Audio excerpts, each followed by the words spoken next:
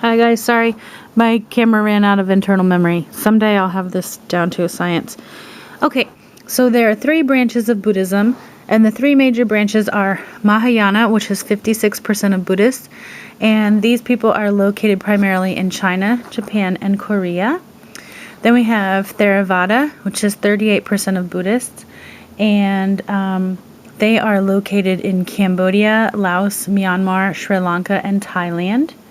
And then we have the Vajrayana, 6% of Buddhists, who are located primarily in Tibet and Mongolia. And let's see.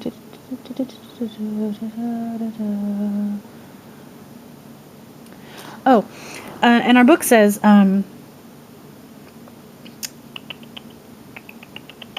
an accurate count of Buddhists is difficult because only a few people participate in Buddhism institutions. Religious functions are performed primarily by monks rather than by the general public. Number of Buddhists is also difficult to count because Buddhism, although a universalizing religion, differs in significant respects from Western concept of a formal religious system, because you can be both Buddhist and a believer in another religion. Whereas in Christianity and Islam, you have to be an exclusive adherent of that religion. In Buddhism, you can, Buddhists in China and Japan believe sometimes in another ethnic religion as well. And the beginning of this chapter talks a lot about the Dalai Lama, and that's a really interesting thing to read about the Dalai Lama and how a new Lama is chosen, and about the Tibetan Buddhists. The Dalai Lama visited Louisville most recently, just a couple years ago, and I went to go see him speak in Louisville. I found him to be very hard to understand, but he laughed a lot. He wore a sun visor, which I thought was absolutely adorable, and he was really happy, and he told, I had a really hard, I have to admit, it was really hard for me to understand him. But he seemed like a really neat guy. He hugged lots of people. There were all kinds of people from different religious backgrounds up on the stage with him, which was really neat. And, and there were all kinds of Buddhist monks there, in the orange robes, which was so cool. And then my friend and I were leaving, and I swear to you, so there's all these cars are going by, and the cars are full of monks, and I swear the Dalai Lama was in a car. And we're waving, the monks are waving as they're leaving. It was awesome. Anyway, so I was telling the Buddhist group that if you get the chance, you should watch the movie Little Buddha. And if you guys want to, we could do like a movie night after school. I know you guys are crazy busy, so we could talk about whether that's something we want to do or if I should offer extra credit to do it. But Little Buddha, even though it is not a terribly fabulous movie, as far as movies go, it does do a really good job of explaining Buddhism. And kind of the interesting process that goes into picking a new Lama. So we can talk about that. Remind me so I don't forget. Okay, so here's Buddhism and how Buddhism is distributed. So you see the regions with the dark orange is where we have 80% more Buddhists.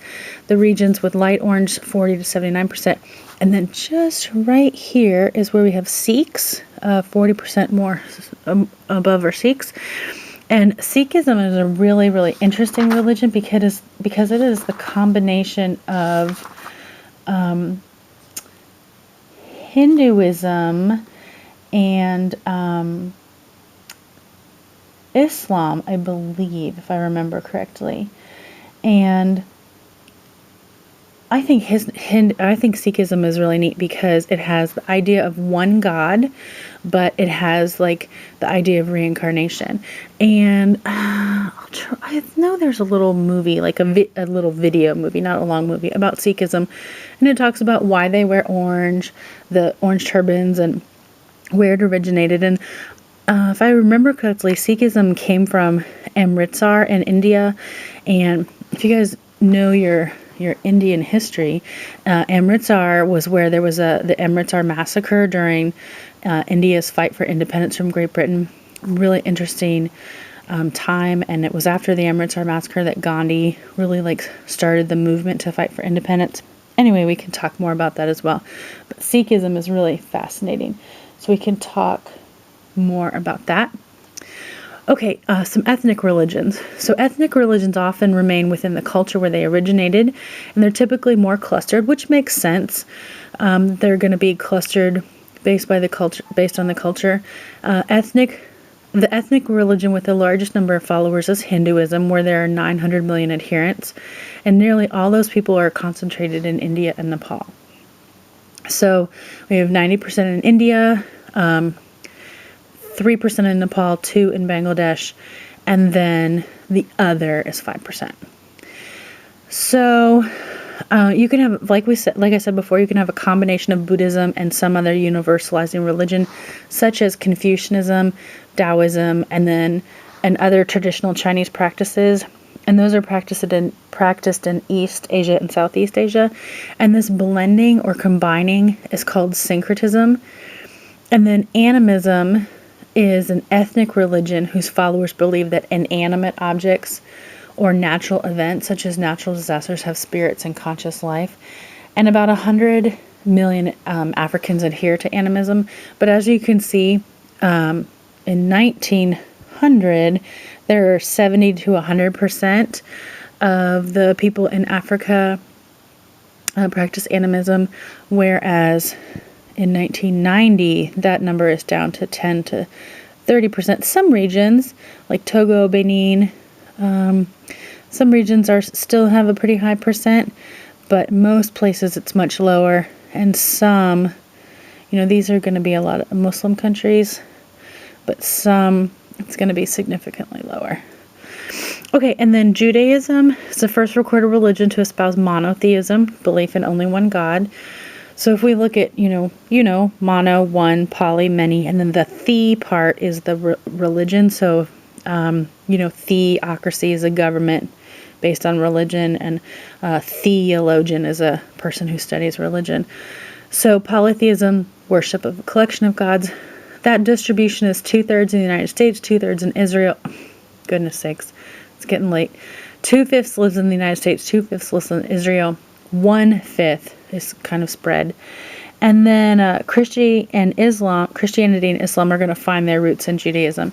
So if we look at the Torah, and if we look at the first 5 books of the Bible, and then if we look at the beginning of the Quran, all of those books have the same stories.